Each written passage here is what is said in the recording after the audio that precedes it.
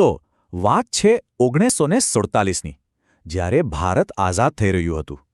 એ સમયે દેશમાં સેંકડો નાના મોટા રજવાડાઓ હતા અને બધાએ નક્કી કરવાનું હતું કે એમનું ભવિષ્ય શું હશે. પણ આ બધામાં જૂનાગઢની કહાણી એ તો કંઈક અલગ જ, સૌથી અટપટી સાબિત થઈ.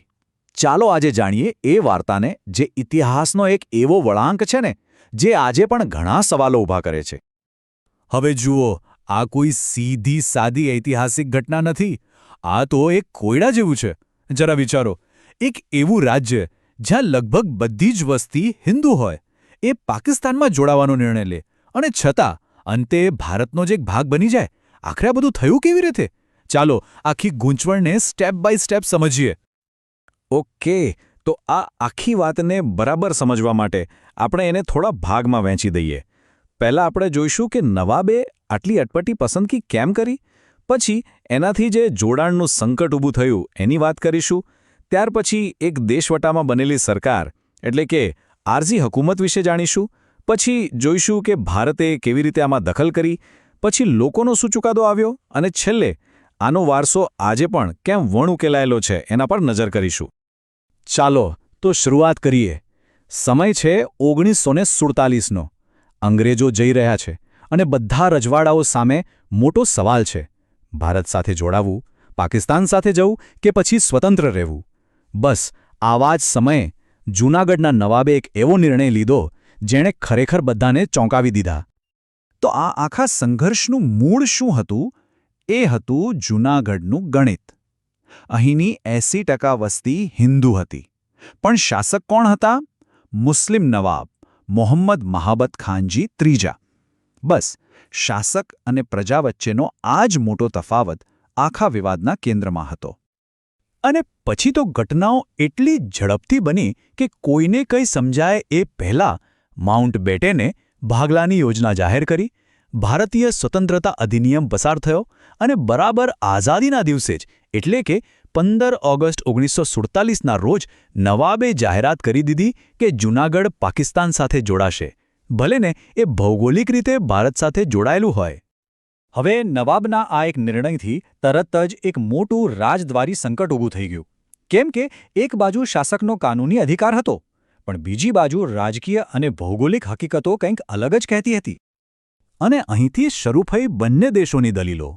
ભારતનું કહેવું શું હતું કે ભાઈ, જૂનાગઢ ભૌગોલિક રીતે અમારી સાથે જોડાયેલું છે અને અહીંની 80% પ્રજા હિન્દુ છે, તો એમની ઈચ્છાનું શું?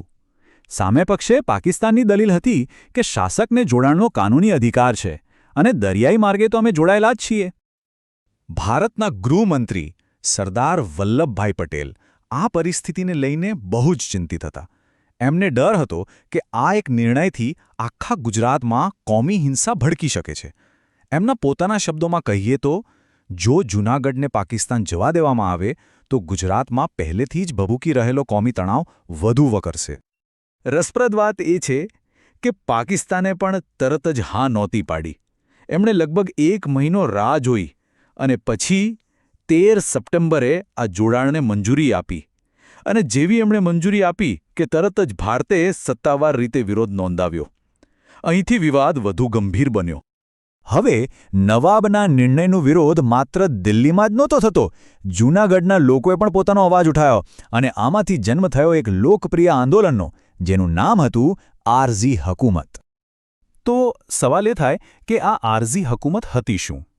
આરઝી હકુમત એટલે કે એક કામચલાઉ સરકાર. એની સ્થાપના મુંબઈમાં શ્યામળદાસ ગાંધીએ કરી હતી, જે મહાત્મા ગાંધીના ભત્રીજા હતા.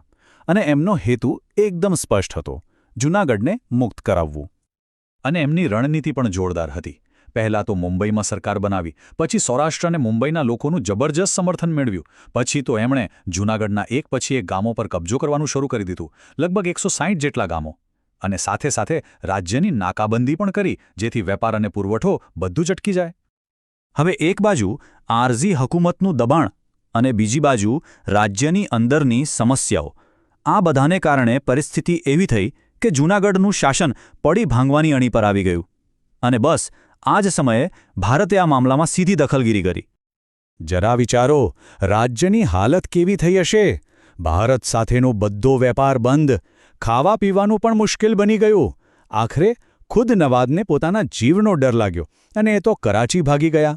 રાજ્ય આખું પડી ભાંગ્યું હતું, પૈસા ખતમ થઈ ગયા હતા અને અંતે એમના જ દિવાન ભુટ્ટોએ ભારત સરકારને કહ્યું કે તમે આવીને અહીં શાંતિ સ્થાપિત કરો. ભારતે પણ તરત જ પાકિસ્તાનને જાણ કરી. જવાહરલાલ નહેરુએ એક ટેલિગ્રામ મોકલીને સ્પષ્ટ કહ્યું કે અમારા રાજકોટના કમિશનરે હાલ પૂરતો ચાર્જ સંભાળ્યો છે, જેથી રાજ્યમાં કોઈ અંધાધૂંધી ન ફેલાય. મતલબ કે આ પગલું માત્ર શાંતિ જાળવવા માટે છે. પણ પાકિસ્તાનનો જવાબ પણ એટલું જ તીખો આવ્યો. પાકિસ્તાનના વડાપ્રધાન લિયાકત અલી ખાને તરત જ વળતો જવાબ આપ્યો કે તમે જે કર્યું છે ને એ પાકિસ્તાનની જમીન પર સીધું આક્રમણ અને આંતરરાષ્ટ્રીય કાયદાનો ભંગ છે. આનાથી બંને દેશો વચ્ચે તણાવ ચરમસીમાએ પહોંચી ગયો. તો હવે જૂનાગઢ હતું તો ભારતના નિયંત્રણમાં, પણ આ જોડાણને કાયદેસર બનાવવા માટે એક છેલ્લું અને સૌથી મહત્વનું પગલું બાકી હતું, અને એ હતું લોકમત, એટલે કે લોકોનો મત લેવાનો. સવાલ એકદમ સીધો હતો: શું જૂનાગઢના લોકો ભારતમાં જોડાવા માગે છે? અને જ્યારે પરિણામ આવ્યું તો એ અકલ્પનીય હતું. 99.95%, લગભગ બધા જ લોકોએ ભારત સાથે જોડાવાની તરફેણમાં મત આપ્યો. આ એક એવો ચુકાદો હતો જેણે કોઈપણ શંકાને સ્થાન જ ના આપ્યું. પણ શું આટલું સ્પષ્ટ પરિણામ હોવા છતાં કોઈ વિવાદ નહોતો? ના, એવું નથી. પાકિસ્તાને તો આને પાકિસ્તાન અને સુરક્ષા પરિષદનું અપમાન ગણાવ્યું. કેટલાક લોકોએ એવો પણ સવાલ ઉઠાવ્યો કે મુસ્લિમ મતદારોએ બહુ ઓછા પ્રમાણમાં મતદાન કેમ કર્યું?